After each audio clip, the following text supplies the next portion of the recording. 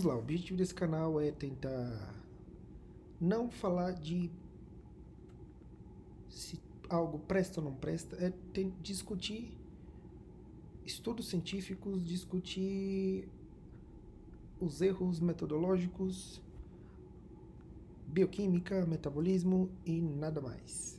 Então, vamos lá. Primeiro estudo que a gente vai analisar, vamos pensar primeiro em... Vamos analisar esse estudo. Estudo cujo título fala segurança e eficácia da terapia de ozônio em pacientes de leve a moderado. Um ensaio randomizado.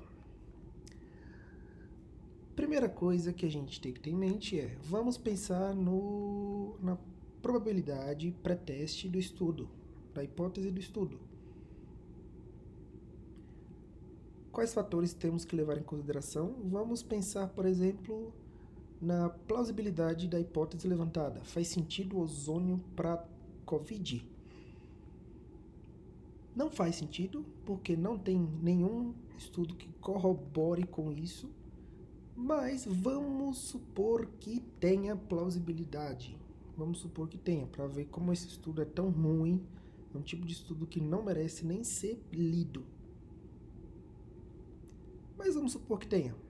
Então, primeira coisa que vamos fazer, vamos começar a analisar o valor preditivo, ou a probabilidade pré-teste do estudo, da hipótese do estudo.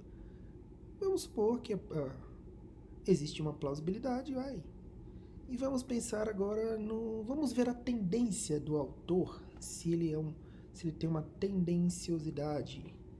Vamos lá, vamos ler a conclusão. Vamos ler a conclusão não pensando em entender o resumo do estudo. Não, é saber o que o autor quer que nós acreditemos. A conclusão é o autor falando assim: eu quero que vocês acreditem nisso. E aí, lemos a conclusão pensando em refutar a conclusão, que é o princípio da falsibilidade. Então, vamos pensar assim. Nosso estudo sugere que a terapia de ozônio é segura e efetiva para ser usada em pacientes com COVID.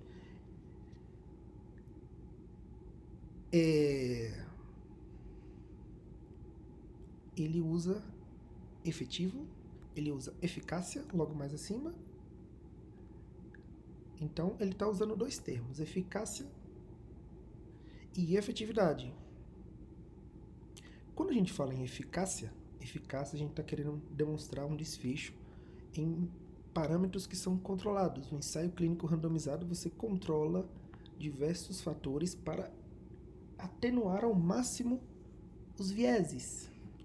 Já a eficácia seria a efetividade num ambiente de mundo real, no qual você não realiza controle das variáveis que um ensaio clínico randomizado faz, pensando em mimetizar o mundo real, porque no mundo real não é controlado como no ensaio clínico randomizado. Entretanto, a efetividade não é a confirmação da eficácia. Se algo não tem eficácia, não terá efetividade, porque antes tem que demonstrar a eficácia, certo? Cloroquina tem eficácia? Não tem. Então não tem como falar que ela é efetiva. Não tem efetividade. Simples assim. Então o autor está querendo demonstrar eficácia. Então vamos analisar agora o método. Utilizado o ensaio controlado. E uma coisa que a gente tem que ver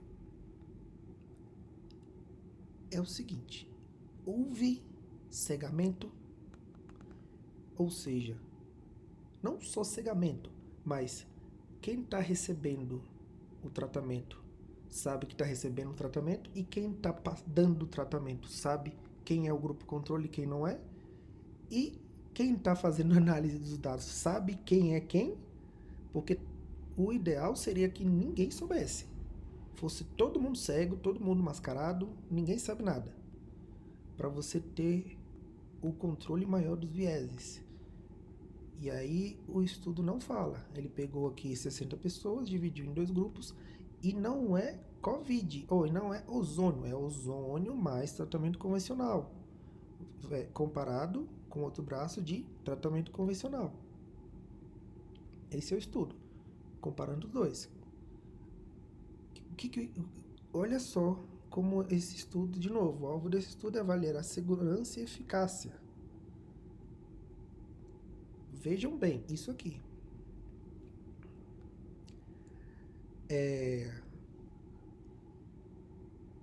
Esse estudo,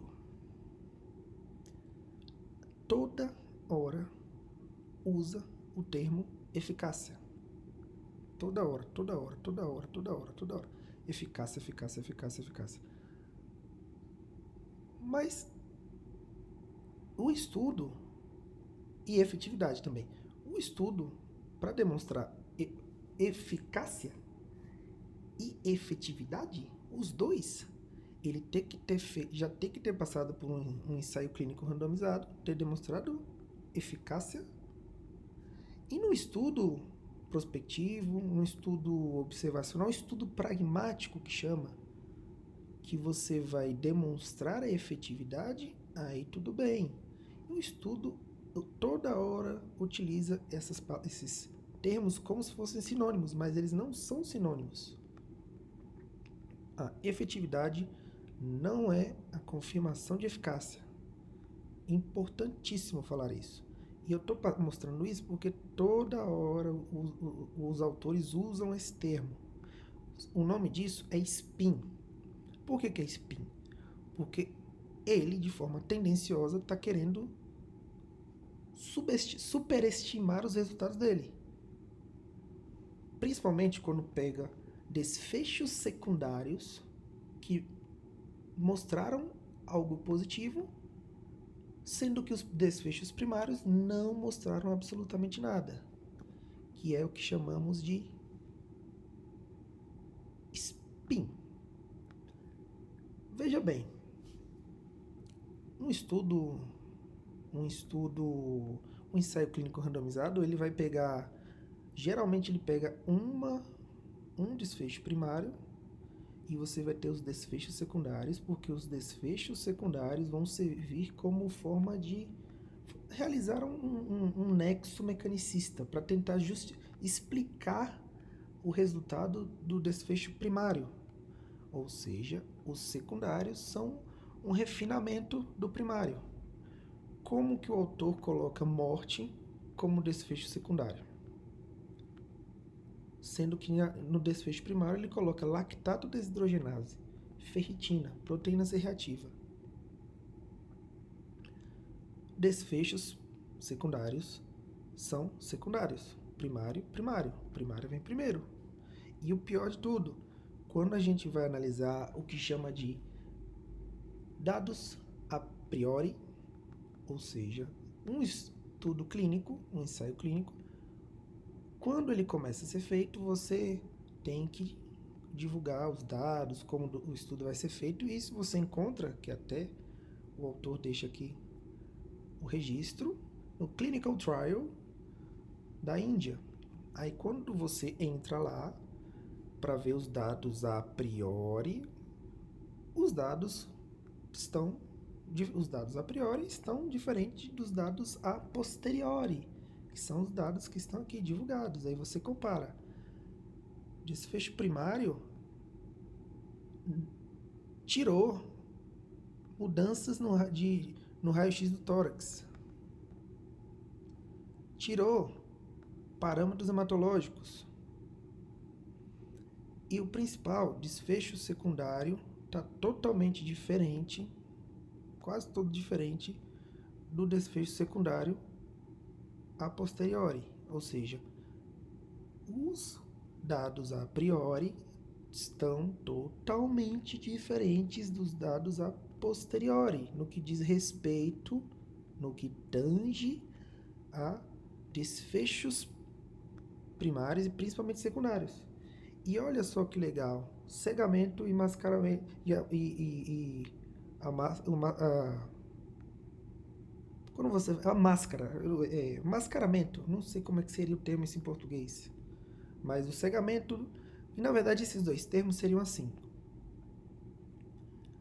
um, um, um ensaio clínico randomizado, ele às vezes usa um ensaio clínico duplo cego.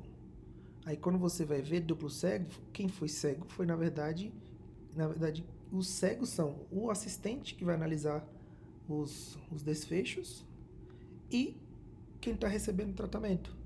Mas a pessoa, o médico, o pesquisador, quem está fazendo a investigação, ele sabe muito bem quem é quem, porque ele não foi cegado. Tem que existir os dois, o cegamento e o mascaramento. Por quê? Porque ninguém pode saber de nada. Um ensaio clínico ele tem que ser assim extremamente controlado para demonstrar eficácia, para minimizar ao máximo os vieses. Então, o que nós temos que ter em mente? Primeiro, é um estudo onde,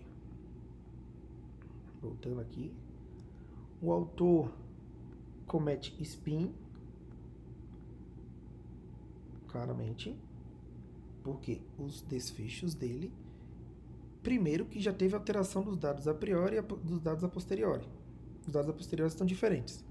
Segundo, o estudo fala em efetividade e eficácia, mas é um estudo que não mostrou nada, absolutamente nada, nada, nada, porque simplesmente desfecho primário não mostrou nada, só desfecho secundário, desfecho secundário esse que foi alterado. Então o nome disso é um spin absurdo e não é o pior. Não é o pior. O pior ainda está por vir. O que é o pior? Isso aqui. Olha só que interessante. Esse estudo, todos os pesquisadores são presidente do Fórum de Ozônio da Índia, diretor do Fórum de Ozônio da Índia, Centro Médico de Pesquisa do Departamento de Terapia de Ozônio, aí o outro é da Terapia de Ozônio Integrada, não sei o que. Todos são de alas específicas de ozônio. O estudo foi financiado por essa empresa que está aqui. Essa empresa ela responde, olha só, ela está endereçada como detalhes dos principais investigadores, tá o nome da empresa.